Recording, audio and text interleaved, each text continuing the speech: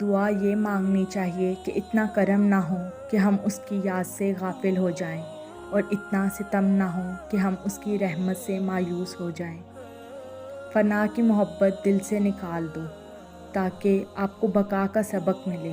فانی کی محبت فنا کر دیتی ہے، حاصل کی تمنا، مقام کی تمنا، مرتبے کی تمنا، شہرت کی تمنا اور نہ جانے کتنی تمنائیں، یہ سب چھوڑ دو تاکہ تمہارا غم ہلکا ہو جائے۔ تقدیر سے لڑنے کی بجائے تقدیر بنانے والے سے دوستی کر لو، بن مانگے عطا ہوگا۔ جسے جتنا زیادہ لوگ توڑتے ہیں، اللہ اسے اتنا ہی مضبوط بنا دیتا ہے۔